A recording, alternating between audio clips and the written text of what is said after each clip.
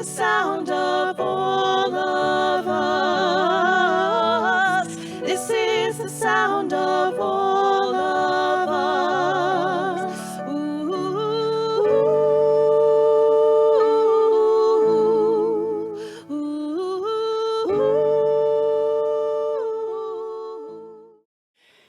Do you remember a time when your one voice made a difference? When my friend Sarah was a little girl, she was 4 years old, and her older brother was 8. He came to visit her at day camp. On that special day, every child was going to get to ride a horse. They were all in the corral together when Sarah noticed that the counselor had forgotten about her brother. She already knew at age 4 that her brother wouldn't speak up for himself. So she went over to the counselor to whisper in her ear that her brother hadn't had a chance to ride yet. Then she raced back across the corral to hide behind the stables and cried. Cried tears that her brother would never dare cry, and her own tears of relief and release. Sarah gave me permission to share this story with you this morning, adding, the message, "Who do you think you are?" was clearly drummed into me already by the time I was 4. I also think my brother would have been completely humiliated if he saw that I was speaking up for him. And I can say that at 76 years old now, I am just getting to thinking I can stand up for what I believe in public, without castigating myself for speaking up. I see some nodding heads. Therefore, my question this morning to you, who do you think you are? And who did other people, your parents, your grandparents, your teachers and pastors tell you you were supposed to be? Because if you knew Sarah, I'm positive you'd find it really hard to believe that she ever struggled to speak up for herself. Retired now, Sarah was a tenured professor of gender and media studies, and before that, she was an award-winning filmmaker and editor. She intimidates people easily, with or without her oversized red glasses.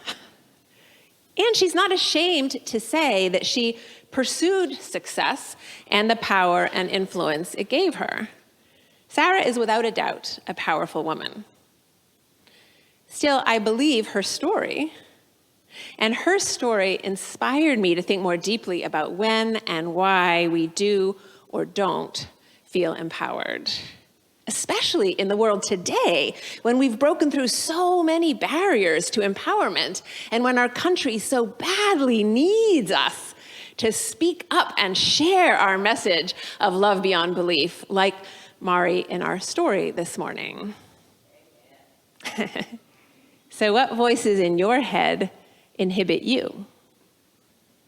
Of course, there's the classic power corrupts and absolute power corrupts absolutely. With liberals and progressives in particular, power gets a bad rap, precisely because we have a proud history of speaking truth to power and holding those in power accountable, which might explain why some on the left are still a little uncomfortable with Vice President Harris. A few weeks ago on the Ezra Klein podcast, which if you don't know about, I highly recommend it, Klein commented how Harris, unlike most liberals, isn't offended by or resistant to power. You might remember the story she told at the Democratic National Convention and how she became a prosecutor to protect people like her childhood friend who was being sexually abused by her own father. As a young woman, Vice President Harris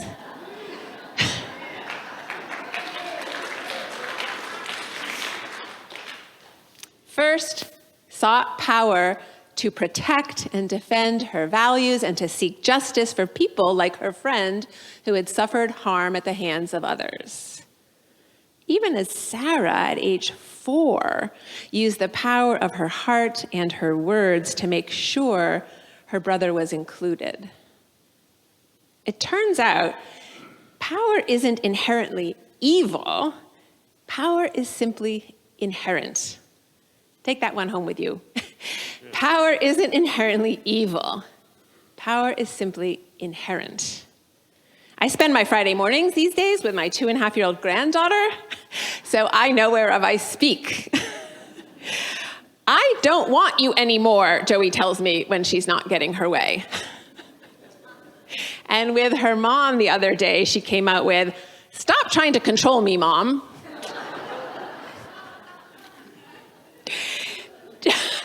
Just because we don't feel or can't see the power we wield doesn't mean we don't have it. The philosopher Friedrich Nietzsche said the drive for power is the primary drive in human existence. While Alfred Adler, an influential psychiatrist of the early 20th century, said when we feel inferior, it activates our drive for control. And Tara Brach, teacher of compassion and mindfulness in the Buddhist tradition, says our predilection for power and control is universal, explaining that because we all have a need for safety, and safety often comes from having power and control, it's only by acknowledging our own control strategies and then not identifying with them that we can begin to shift from the old paradigm of power over and under to the paradigm of power with and within. There are constructive, spiritual, and even liberating ways of perceiving and relating to power, which is such a relief for me personally. And so many opportunities follow from this new understanding. When our drive for power is conscious instead of subconscious and therefore controlling us, we can shift from seeking power to true empowerment. We can recognize that power is infinite, expanding when it is shared with others rather than finite, and a resource we have to hoard. So I'm going to ask you again, who do you think you are, and who do you think you are not? Do you think of yourself as a person with power, or not so much? Do you think of yourself as a person with power in your personal life, at work, in your political life? What about here at All Souls? The definition of power I'm using today is from the Reverend Dr. Martin Luther King Jr., who said, power is, it's pretty simple, the ability to achieve one's purpose and effect change, which is exactly, interestingly enough, what pouvoir, the word for power in French, literally means, the ability to make something happen. So speaking of achieving one's purpose, some of you may know that I'm passionate about community and am living in Oregon now in a co-housing community. I love what Reverend Kathy Edwards here said about co-housing. I considered it, but decided, no, it's way too much like church. And Kathy has a really good point, because we have lots of meetings. And the reason we have lots of meetings is because we have to govern ourselves. We have to figure out who decides about pretty much everything, from pets to parenting to participation and on and on. You can imagine the conflicts. So it makes sense then that we encourage learning in community, nonviolent or compassionate communication, as taught and championed for many decades by Marshall Rosenberg. The more directly we can connect our feelings to our needs, he writes, the easier it is for others to respond compassionately. Because when we don't know how to directly and clearly express what we need, we can only make analyses of others that sound like criticism to them. And wars are never far away, whether verbal, psychological, or physical. Boy, did I feel he had nailed me when I read that. In his lifetime, Rosenberg was trying to teach people all around the world how to directly and clearly and successfully express or ask for what we need so that we would not need to resort to violence. I know it's a lot to digest. Here's an example. Rosenberg talks about a time he was invited to work with some high school students who had a long list of grievances against their principal. These students were convinced their principal was racist. After listening to the students describe the discrimination they were experiencing and supporting them to identify their feelings and needs, Rosenberg recommended they clarify what they wanted from the principal. What good would that do? They said, disgusted. We already went to him and he told us to get out of his office saying, I don't need you people telling me what to do. Ouch. Undeterred, Rosenberg asked them more questions. The students explained that they had told their principal that they didn't want him telling them how to wear their hair, and they wanted to be treated fairly. Having heard their feelings, I'll name a few: hurt, disgusted, angry, and their needs, I'll name a couple: respect, autonomy, and their strategy, Rosenberg coached the students to ask for what they did want, not what they didn't want. He recommended using concrete, positive action language. Still skeptical, the students came up with a list of 38 actions they wanted the principal to take. 38. Including, we'd like you to agree to Black student representation on decisions about dress code. We'd like you to refer to us as Black students, not you people. That evening, Rosenberg received an elated phone call from the students because the principal had agreed to all 38 requests. It's often incredibly difficult for me to dig down deep enough past my hurt, my anger, my resentment, my self-protective isolation to identify what my needs are. Incredibly hard. And it is always worth it to do, whether my need is for connection or consideration or compassion or support or something else, because then, and only then, can I ask clearly and directly for what I need and get it. Talk about empowering. And get it. Turns out we can sometimes get what we want. Which reminds me of a song. I think there's a song. You know, there is a song is there a like song? that. Let's see, Rick, you want to help me out? Let's try this. You can't always get what you want. Anybody know that? You can't always get what you want.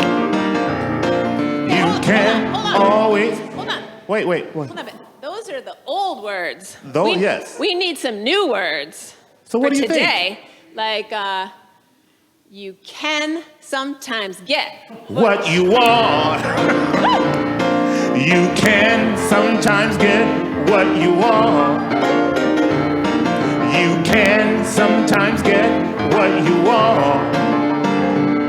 But if you try sometime, you just might find.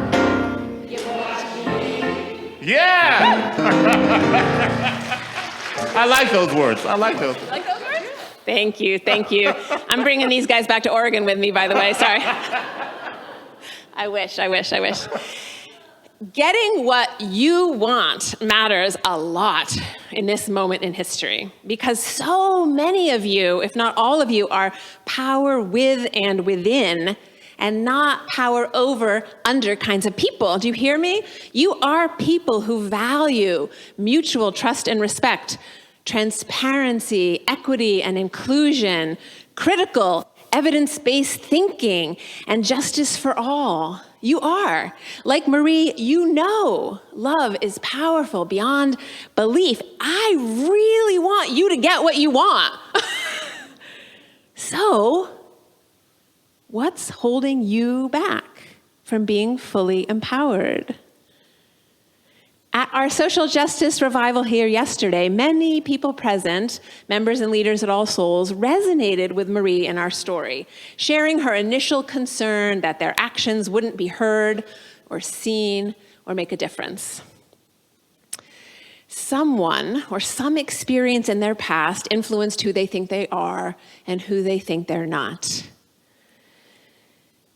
Back in Hood River recently, in a nonviolent, compassionate communication practice circle, I've got another story for you. Sandy, she gave me permission to share this with you this morning, shared that many years ago, when she was still working as a teacher in California, she had lost her temper with the children in her classroom more than once.